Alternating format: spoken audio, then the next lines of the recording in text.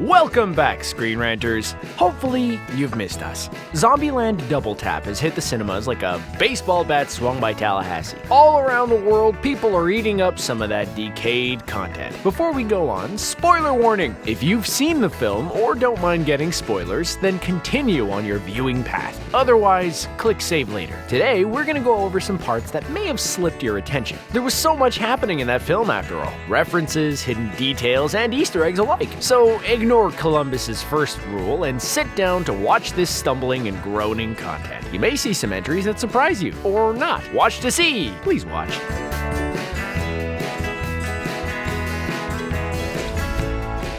Most of the time, as the logos to the film pop up, people won't be paying much attention. We're usually looking at how empty our popcorn container is. However, for Double Tap, they gave us something a little different. Firstly, we see the Sony logo. Nothing out of the ordinary there. As the Columbia Pictures logo appears, all is fine too. Until a couple of zombies plod towards the Statue of Liberty-esque lady. She bonks the unalived stranger with her torch. It only takes one shot on their melons. A triumphant Liberty then stands back into position. She also lets out an uninterested sigh of sorts, as though this happens regularly and it's boring to her. This change from the usual logo sets up exactly what the audience can expect from the film: hilarious zombie mashing. After the Columbia's torch lady decimating some Z's, we get the sweet tones of Columbus doing some narration. Only, it's not the usual narration on what's happening in the film. Instead, Jesse Eisenberg, who portrays Columbus, talks directly to the audience. He thanks them for choosing Zombieland as their zombie-related entertainment. While Columbus has dabbled in breaking the fourth wall, there was no subtlety this time. He even mentions that the audience has come back for seconds. After all, it's straight into the film's story. Does that intro mean Columbus knows he's in a film? Is he slipping further into Deadpool? Or have the screenwriters been unable to turn off that side of their brains? More on what that means later. Columbus gets to fill us in on what's changed in the past 10 years or so, and it's the walking unalive that have adapted to the environment, rather than having the standard groaning, shuffling monster. We now have some new classes for the ZRPG. We have the Homer. This dumb thing is named after Homer Simpson, just in case the donut graphic didn't give that away. We then have the scholarly Zeds named Hawking, the name of course being inspired by the famous scientist Stephen Hawking. Finally, we have the Ninja Zombie. They zip around quietly. But they have another name, Bolt, as in the speedy athlete Usain Bolt. There is one more zombie type. Stay tuned for a moment. The other Risen type gets its own entry, mostly due to how important it is to the story. It has nothing to do with needing 25 entries. So, this Walker variant is much harder to obliterate. They seem to have the uncanny ability to heal from a lot of wounds. Due to this, the group name for them is T-800s from the Terminator franchise. It's a name that Columbus's doppelganger Flagstaff approves of. He even quotes from the franchise with "Hasta la vista, baby," before running out to tackle the beasts. Unlike Arnold Schwarzenegger, it doesn't work out for Flagstaff or Albuquerque. They get nibbled on a little by the hungry beasts. But considering what Albuquerque did to Tallahassee's car, well, karma. The first iteration of the film focused a lot on Twinkies. It was one of the main objectives for the film. Find Tallahassee some Twinkies, not snowballs. He was obsessed with the spongy delight. Yet the sequel had little to no mention of the yellow treat. Well, all except one place, really. As the group are hanging out in the White House like you do, Tallahassee is fixing up his car, the Beast, in the garage. On the front of the car is a couple of bull horns for both decoration and practical reasons. Right in the center of the horns is a teeny tiny yellow mascot. Tallahassee may have had his Twinkie itch scratched, but he still has to show his love for the cream to delight. When Nevada appeared, many in the audience may have thought, well, she looks familiar, but I can't remember why. Well, we're here to tell you the answer. You're welcome. The actor behind the character, Rosario Dawson, was a big player in Marvel, in particular the Netflix shows. She played regular helper Claire Temple in each of the series.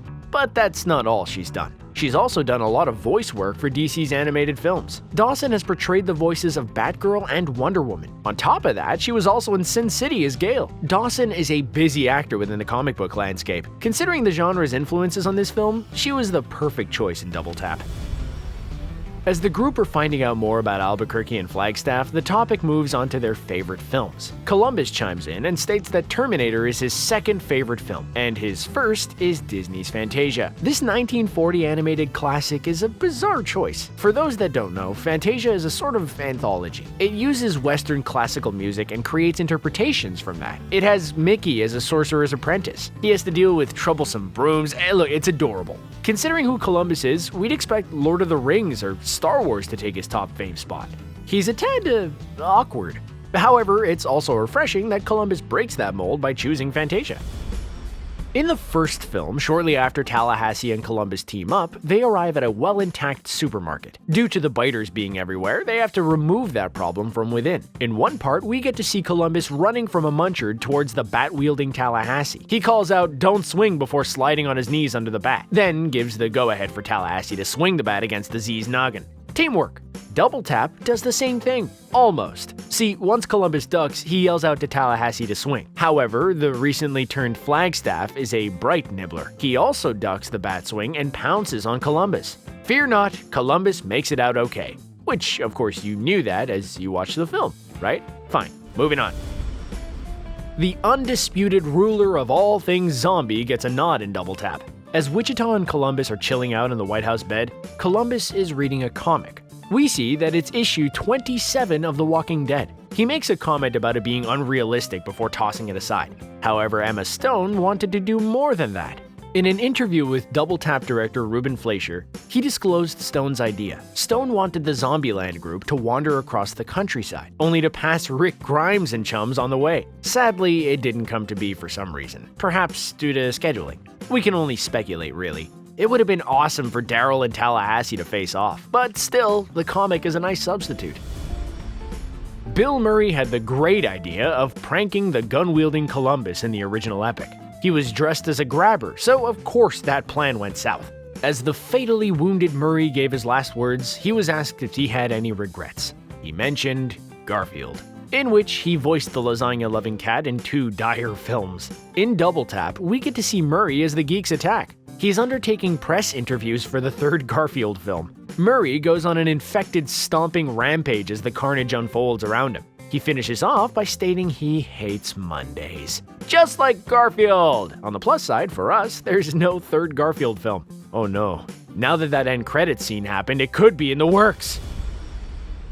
Before all heck broke loose, Bill Murray was putting up with being interviewed about the feline film. Some of those interviewers may have looked familiar. The one that tries to get Murray to cough up a hairball before turning into a lurker is Al Roker. He's the weather anchor for NBC. On top of that, Grace Randolph was also an interviewer. Randolph is a comic writer and a YouTube host for Beyond the Trailer. There's also Josh Horowitz from MTV and Lily Estefan from Univision as the 2 remaining interviewers. There was a lot of cameos for a short end credit scene, but it was worth it.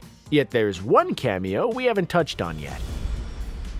And we will now! Bill Murray's cameraman was a hidden gem in the scene. After Roker gets a tad too nibbly, Murray and the cameraman make a break for it, only to see the apocalypse in full swing. Before they can react, the cameraman is charged at by one of the lame brains. Murray clatters the Zed with a wrestling-esque chair shot. We don't know if the cameraman survives, but he probably didn't. The actor responsible is Tim McAdams. He works primarily as a stunt performer. He's used his talents in Marvel's Avengers Infinity War and Endgame. He's even appeared in DC's Black Lightning, but he also has some previous experience with on-screen draggers, as he's worked on The Walking Dead and Quarantine series too. With that experience, McAdams could be handy when the inevitable Rotter takeover happens. While both films have beings that want to chump up some people, there's not too many similarities with Jurassic Park and Zombieland. Regardless, Double Tap decided to add in a reference to the dinosaur film. As Columbus is jibber-jabbering about the Hawking shuffler, he praises its ingenuity. In the scene, the Hawking fishes out a fallen scientist's eye. It does this in order to use the retina scanner, all to get at the scrumptious, still-alive scientist. Columbus comments with, "Clever girl." In Jurassic Park, these immortal words were used when the Velociraptor got the upper hand on Muldoon. The Dino Flick fans squealed in their seats as those words were uttered in Double Tap. We did. We made people around us uncomfortable, and that's okay.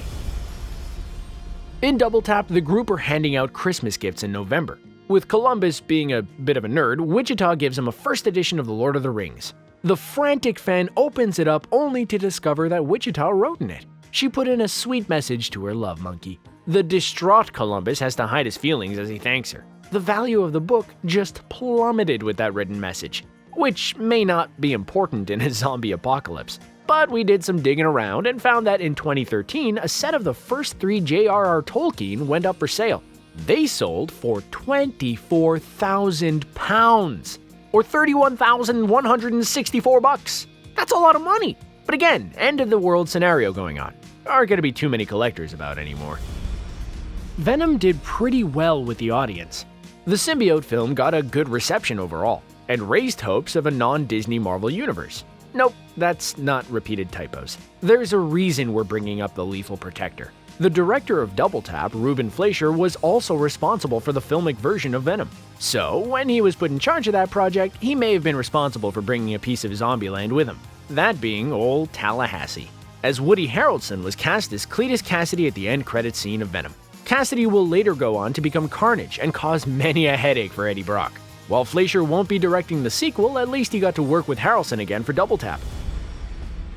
Now we're at the part where we go into some more detail about the screenwriters. It only took 15 entries. Anywho, 3 screenwriters worked on Double Tap, those being Dave Callahan, Rhett Reese, and Paul Wernick. Wernick and Reese were previously involved in writing the scripts for the 2 Deadpool films, which may have influenced Columbus's fourth wall breaking. Callahan, on the other hand, has a whole load of upcoming superhero-related films. Wonder Woman 1984, Shang-Chi and the Legend of the Ten Rings, and Into the Spider-Verse 2. That's quite the list with 3 different companies: Disney/Marvel, Warner Brothers/DC, and Sony. He also wrote the script for 2005's Doom. But, well, the less said about that, the better, really. It did have The Rock laying the smackdown though, so that was nice. Looking like a character out of Mean Girls, Madison graced the world of Zombieland in Double Tap. When Columbus meets her, he makes a reference to a character in the first film. He states that Madison is as pretty as Girl 406. For all those die-hard Zombieland fans, they'll remember Columbus's origin story. He was an awkward lad that had a thirst for his neighbor. He thought all his birthdays came at once when she sought help at his place, only for her to be a rude guest and try to sink her teeth into him. Granted, she had turned into a saifu. That's one for the World War Z fans. Click like if you understood that. Or if you didn't, click like. We can work out which is which. It looked like during the non-Christmas gift exchange that Tallahassee had missed the boat with what he gave Little Rock. She opened the box to see a Colt. She wasn't best pleased, until at the end of the film when she uses it and states that she loves it. However, when Tallahassee hands it over to her, he mentions what the gun is. It was a gift from the king of rock and roll, Elvis Presley, to President "I am not a crook, Richard Nixon." And that actually happened in real life. In 1970, Elvis arrived at the White House to meet Nixon.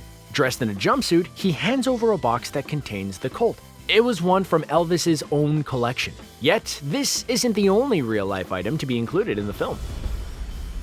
After many years together, Columbus decides to settle down with Wichita and proposes to her. He found the biggest diamond within the White House to do so, which turned out to be the Hope Diamond. While it is a real-life piece of jewelry, it also has a rather controversial history attached. It's been speculated that the big gem is actually cursed. Some websites have even put together a list of all the people that suffered after contact with the rock, and some of the cases seem to point at supernatural shenanigans happening with the Hope Ice. So maybe Columbus isn't actually looking to settle down. Perhaps he has an elaborate plan to curse Wichita. We will definitely find this out in the 3rd installment, in another 10 years. After Wichita and Little Rock hit the road, Tallahassee and Columbus end up at a shopping mall. As Columbus is looking for some scented candles, he almost shoots Madison. Not the best way to introduce yourself to a new person. However, she shrugs it off straight away. Once they begin getting chatty, she slips that she's been living in a large fridge in the mall. She goes on to say that it's a similar situation to Dawn of the Dead. In the 1978 and 2004 horror classic, the survivors camp out at a mall. Honestly, a whole Zombieland film based in a mall would be amazing. Sorta like the first Dead Rising, only with less frustrating escort missions. Those people are like lemmings. Columbus isn't known for his lack of fear. In fact, he's known for the exact opposite. Before Z-Day, he stayed inside and played online games. Aside from all the ankle biters that exist, he also has another fear. And many people share the same one: clowns. In the first film, he had to face his fears to save Wichita and Little Rock. But he wasn't exactly over it during Double Tap. When the group spot a mobile home, there's also an ice cream van, only it has a clown on it. A big, creepy clown. Immediately, Columbus ruled out that vehicle. Only later on, he sees the somehow alive Madison driving that exact van, bringing back all that clown concern. After seeing the It series, we can definitely relate. The habitat of Babylon, or Babylon if you're Madison, is a nice concept. No weapons, just love. Well, in theory, anyway. The issue of ghouls in the world makes it a poor idea. One of the main peeps in Babylon is a guy who's named on IMDb as Civil War Bearded Guy. It just rolls off the tongue. The actor responsible for the role is Victor Rivera. While Bill Murray is involved in the franchise, having Rivera in as well is rather poetic. Before he was melting guns into peace necklaces, he starred in The Ghostbusters, a web series. It was a fan-created show that took place 30 years after the two original films. Was he cast on purpose due to this connection? We have no idea! Back in the shopping mall, Tallahassee and Columbus are traveling through the facility on Segways. It's how the cool people get about. Tallahassee needs to get away from Columbus due to his complaining about Wichita. When they meet back up, he finds that Columbus has met a new chum in Madison. As Tallahassee is amusing himself with Madison's naivety, she fires an insult back at him. She refers to Tallahassee as Paul Blart, which of course relates to the 2009 film. It involves a mall cop that happens to regularly use a Segway. It was a pretty easy reference for Madison to make. Still, perhaps we can get a spin-off with Tallahassee being a mall cop. If you're watching, Sony, you know what you gotta do.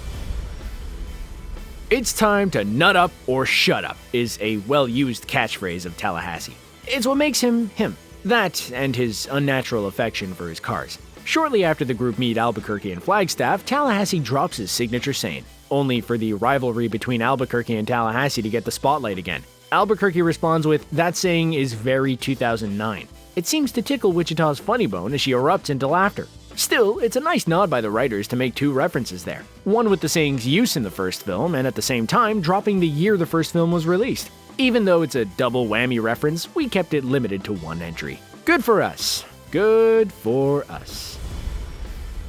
Tallahassee has a compulsion. He has to paint on the number 3 on every long-term automobile he drives. He can't help it. It started in the first film and continues into the second. In Double Tap, we see it on the Beast. Then at the end of the film, we can see it on the license plate on Elvis's pink Cadillac. It turns out this number actually represents something. It's a reference to Dale Earnhardt, who was a legendary NASCAR driver. On the side of his cars, there'd be the trademark number 3. The two cars in the original film were black and yellow. They were based on the vehicles that Earnhardt drove.